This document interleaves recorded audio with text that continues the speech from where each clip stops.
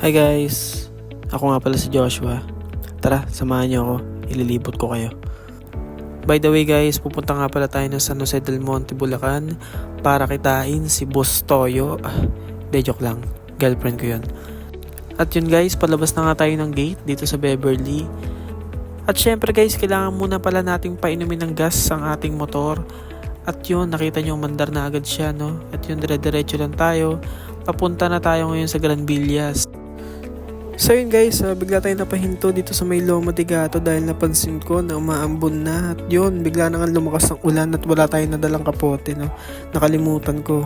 At medyo tumila na nga guys ang ulan. At nakita nyo rin na tamang selfie, tamang video-video lang tayo dito, no? Habang nagda-drive. Keep safe nga pala guys sa mga kapwa ko rider dyan, no? Bali, dire-diretso na tayo, malapit na tayo sa Muson. So yun guys, fast forward, mapapansin nyo, nandito na tayo sa may San Jose del Monte. At medyo malayo-layo pa ang ating pupuntahan. So yun guys, nandito na nga tayo sa may Kaipian. Napakabilis nga ng ating biyahe. At yan, konting video-video lang tayo dito sa may Esplanade, dito sa may City Hall. Sa may, malapit lang to sa proper guys, no? Punta kayo dito, maganda dito. At yun, nandito na nga tayo sa may proper. Diyan kami palaging namamasyal nila pala, diyan sa may bundok na yan. Ganda ng tanawin dyan guys, lalo kung hapon.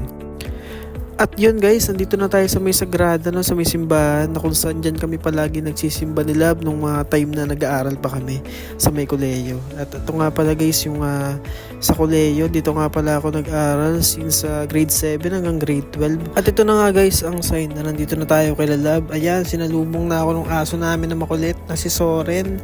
Sarap lang sa pakiramdam guys na every time na pupunta ako dito is ganyan po yung aso namin. Talagang sinasalubong ako, tuwan-tuwa.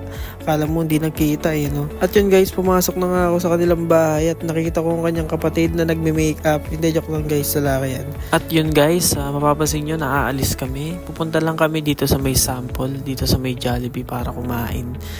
At yun, nandito na tayo sa may Jollibee. Ayan, namimili na nga siya ng kanyang o-orderin. Diet daw siya guys, spaghetti lang daw yun sa kanya. At yun, nagsimula na nga pala kaming kumain ng spaghetti. At yun, nakangiti pa ako dyan. Tangan, hindi ko alam na naka-video pala yan, no? Ayun, sinubukan ko pa siya. At nga pala guys, sa mga nagtatanong dyan, first time lang namin tong ginawa ni Love. And sana supportahan nyo kami. Yun lang.